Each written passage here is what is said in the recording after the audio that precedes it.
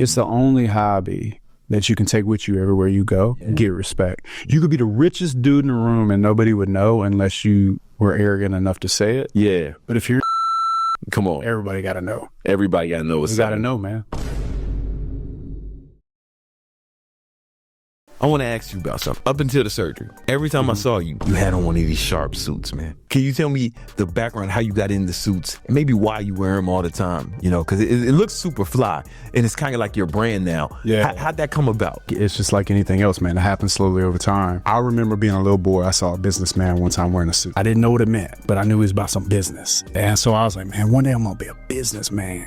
And the route took me through construction. Yeah. I'm fine with that, but you can't really pull up to a job wearing one of these. No, people, I would imagine not. It wouldn't even go well. Yeah, I've done some construction in my life. It wouldn't take it well, but I always loved it. And I remember when I was building my construction company, I would go to Burlington Coat Factory and buy a suit for like $150. And there's a sweet little black lady about 90 pounds named Miss Patan. Miss Patan thought I was just the most handsome son of a bitch on the planet. She did. And she was right. And she would cut my suits for me. And I'd go see her and then we'd adjust them. She would tailor it for you. Yeah. Okay. Yeah. She worked in Burlington. She had like her own little shop. And I go see her. I just love the way I felt in the suit. And you know how they say you look good, you feel good, you play good. Yeah. And I remember from ball wanting like I roll my sleeves up and tuck them in. You know how you do it? How you tape them? I didn't care how bad it pinched my arm. Rip it up. Yeah. And then your boy will tape it for you and then roll it. Yeah. So like the construction company started to gain success.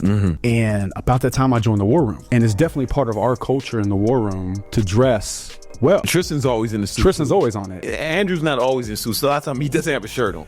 But Tristan always has a suit on. Half the time Andrew's naked. Tristan, for the most part, has a suit on. It was good for that. It was a big part of the culture in the War Room. Yeah. About that time, I started the online thing. You mean like building a following and, you know, go social media and all that stuff? Right. I started doing the podcast. I was wearing a suit then. Yeah. Man, honestly, I fell in love with it. You know, you look good. If you feel like you're about it and people treat you like you're about it, they treat you and different. that phone, like it's easier to pick up that phone and make that extra phone call, so you just suit it up for it. And I think that's really important. And then to be quite honest with you, yes, it has become a part of my brand. It is a part of my brand that I love. Yeah, no, I think it's dope. I think that people underestimate just how powerful your wardrobe can be, bro, in your life. For me, it's like putting that Superman cape on. Let me go in this booth real quick, put some cufflinks on, make sure all this shit's locked in. You know, I pay a lot of attention to it. And it's not because of anything other than it makes me feel. It makes you feel different, the way you present yourself. You know? 1000%. But it also has an effect on other people. You know, if you read, one of my favorite books is Influence by Robert Cialdini. He cites how powerful like suits in general are, but just dress is like a whole part of it about attire. And I think it's the chapter on authority. He cited a study where they would have this guy. He would cross the street dressed like a regular guy. He would cross the street at a red light, and not many people would cross with him. You know, sometimes when people cross the street, they wouldn't follow him. They put the same motherfucker in the suit, and like way more people would walk with him. So on some subconscious shit, right? You know, and it's natural. Why not take that advantage? Why not? Give yourself every advantage you can have. Yeah, and that's the other thing too. Is like a lot of people, they might get to a certain place in their life and they stop looking for advantages. Not me. If you tell me I can pick up 1% tomorrow, by doing one little thing, I'm gonna do it. Because if you get 1% here, 1% there, it adds up 10 things to give you 1%. Now you're 10% better. Hell yeah. You know, that makes a big difference. Really, really fast. So I'm constantly reading books, and I'm constantly trying to figure out better ways to do the online thing. I mean, then you talk about it all the time, man. If you can catch that 1% somewhere, do it. Even if it's in here. Yeah. Because if it's in here, you will manifest it to be real. That's a fact, you know, brother. Your body goes where your mind takes it. So if I'm putting this on every day and having to look myself in the eye and I look like where I'm going, then I'm going there. Yeah. It's not even fake it till you make it. It's more like be it till you believe it. Yeah. You know what I'm saying? Because when you believe it, you have hope. It's real. You believe it. It's action. And that's what the homie Jesus was saying all the time, man. If you have if you had the faith of a mustard seed, you know, nothing would be impossible to you. You can move mountains. Sometimes your attire makes you believe in yourself more. It should. You know? It really, really should. It's definitely something that's worth investing in and spending time on. Yeah. That's the other thing I think people don't really hear enough about style. They hear about how to do it. Yeah. But you have to understand, it takes a commitment of time and effort to actually get it done. That suit's not going to fit you right the first time. This is a new tie. It's a I was looking at the tie. It's fly. It's a Versace tie. I wore it just for you. It's It's a first. Versace tie? Yeah, I it's thought first that was time. Louis. No, it is Louis. My bad. Say I don't wear this shit. Somebody bought me this tie. Yeah, and I'm like, I've never worn it, and I said, you know what? I'm gonna wear it for Brandon's show because I know Brandon likes that stuff. So, but it takes time to get your pants right, get the taper down just how you want it to hit, you know, because some guys like to go high water, some guys want to do socks. I want to be classically handsome. It takes time and it has to match who you are, and you have to feel good in it, and it has to be authentically you all the way. 100%. It's got to be you. Yeah, because when that happens, that comes off of you. So the confidence comes off of you. And just in the small things, I've said before on podcasts, it's like somebody has asked me, why are you so dressed up? And I looked at that person and said, brother, we're wearing the same outfit. It's the tailoring. It's making sure it fits you a certain way. It's making sure you feel good in it. Making sure that like the smallest details are taken care of. Like you'll never see me wearing a gold watch and silver cuffs. Any watch I wear, the cufflinks and the tie clip will match. Come on, man. You have to look at these things because these are the things that people are noticing. Yeah, even on the subconscious level. Yeah, you know, this person is very well put together. Yeah. And what does that tell them? It tells them, hey, this person takes themselves seriously. This person sees themselves at a certain level. There's a standard here. You know, case in point. You know, you talk about like suits being a little snug. I think a suit should fit you like a glove. Yeah. And that keeps you honest. Yeah. Because if I put these pants on and I feel like I can't keep them on, or they're gonna, or something's gonna roll over on me, like I'm gonna be a little fat ass. It'll get you in line quick because I got too much invested in these suits. You get fat. I bought a bunch of custom suits. Like here's something. I bought like 8 custom suits, and I was wearing one yesterday on Fresh and Fit. I always wear my suits when I'm on Fresh and Fit because it's cold as fuck in there. Shout out to the boys. Straight out to the home. I went and saw them the other day, man, just to see them. But I'm bigger now. I'm busting out on the arms, and then like, you know, my legs, my hips, and my fucking glutes are bigger. Oh man, so I get it. I have to change underwear for the same reason. How does that affect, you know, for the fitness guys? Should I just buy new suits? Fuck it, you know, or can I get that? I would get it adjusted. I can for sure, in your waist. Now you can always go with the sides. The delivery zone here. I'll show you. So all of mine, I have these. Oh, you can always adjust. You get a couple inches right there. Okay. See, mine were just fucking tailored, like to it. Nah. So you want to leave a little room because you're going to fluctuate. Even you will fluctuate a little bit. Now, you're probably the most consistent person I know. But me, I'll fluctuate 10 pounds. Oh, especially with these surgeries. Yeah, the surgeries. The average guy, the not Brandon Carter, the one that doesn't have the problems that his arms got too fucking big. That guy, if he leaves a little room for that adjustment, he can still pull it tight. I personally think it looks better to go without a belt. Yeah, I didn't wear a belt. It's a smooth look without the loops. Yeah, because what that does is you can come across with the part here. It's clean. Belts get in the way, they get old. You got to put new holes in them, they get busted up. Yeah. So I don't do belts with my suits. Is this all your suits custom now? Yeah. They don't have to start with that. They can go to fucking just get a regular. Yeah, it's just like I said with Miss Potan, man. What I would do, I went to Burlington, I would buy a suit, just take it to the tailor. So if you're a young man, if you go get a suit from H&M, let's say, and it's almost there, take that thing to a tailor, get it pulled up in the back, and you look like $1 million. Express has good suits too. Express first credit card was Express. Remember when Hitch came out? I had the whole Hitch style. I was doing jackets from Express and the button-ups and stuff like that, and I'd go to a club in it. Oh shit. But it wasn't really a club because it was in North Louisiana where I went to college. So it was basically a honky-tonk. Line stepping and shit. It was a phase. No, it was ratchet music and you needed plenty of this. Yeah, you need one of my first suits, bro.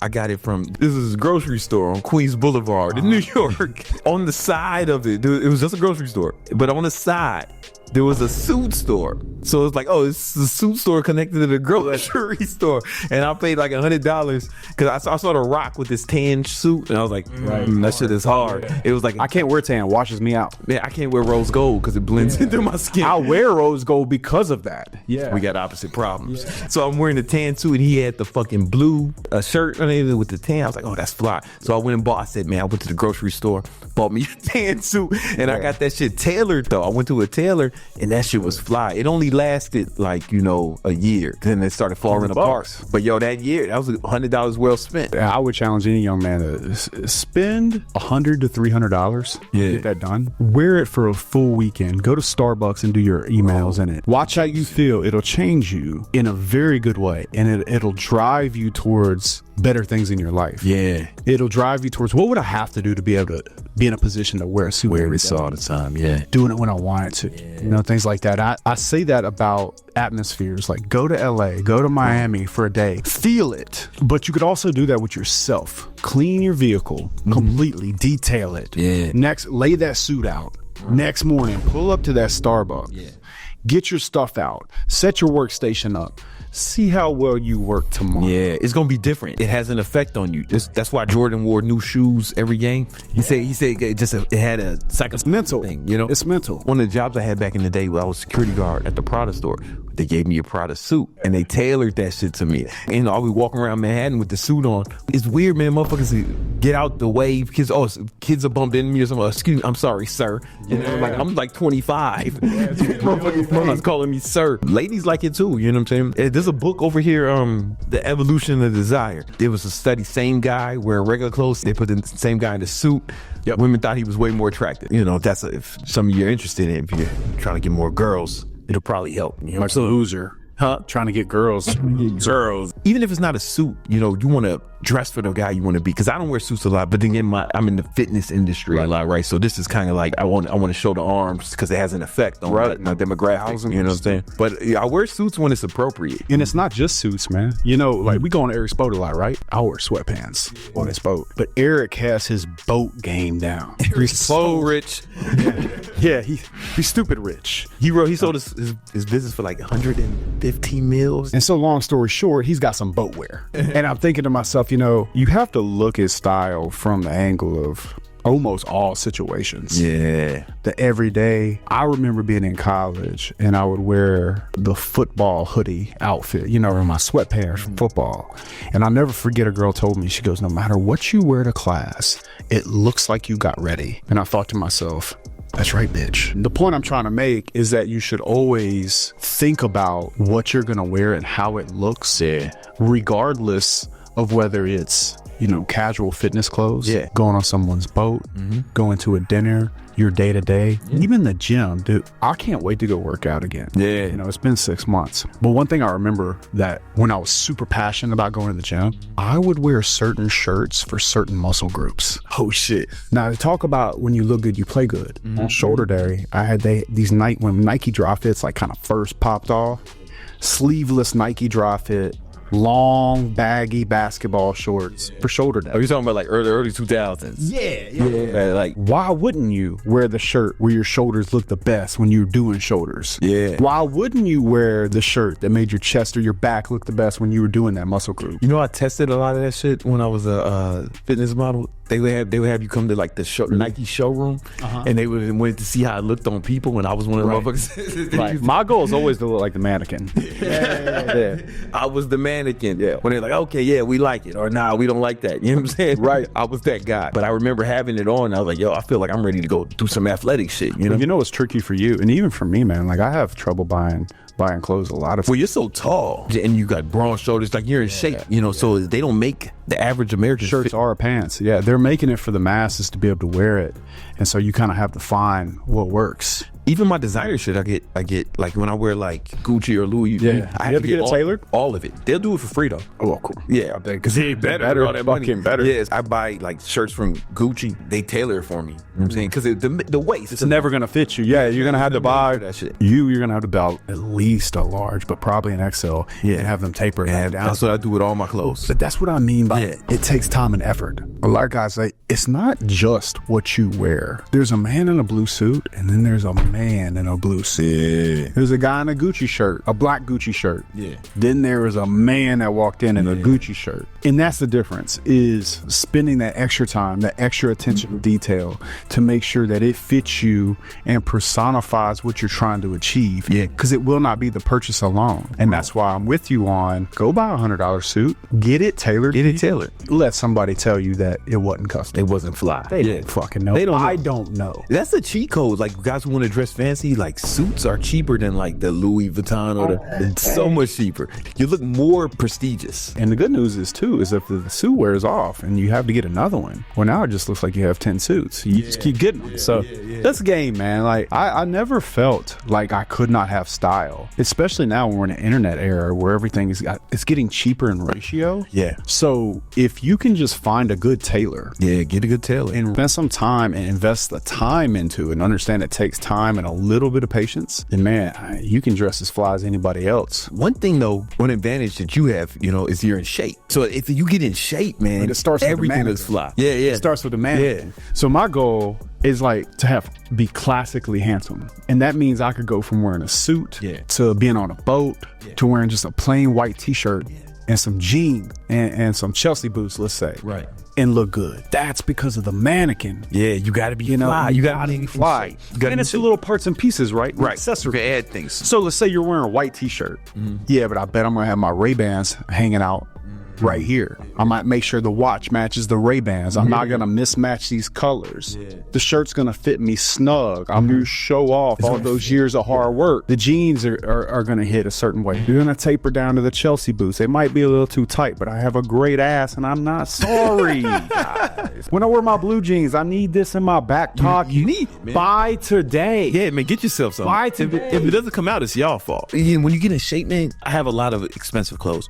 But bro, this shirt is from Shein. This is some fucking Chinese sweatshop shit. And it's like, I have a lot of the shit. My girl buys a lot of this. I'm with you. But I'm in shape, right? So it fits It different. makes it different. You know what I'm saying? 1000% makes it different. I always say that fitness is the first thing you should have. Fitness is the first thing. It's the only hobby that you can take with you everywhere you go and get respect. You could be the richest dude in the room and nobody would know unless you were arrogant enough to say it. Yeah. But if you're in shape, Come on. everybody got to know. Everybody got to know what's You got to up. know, man.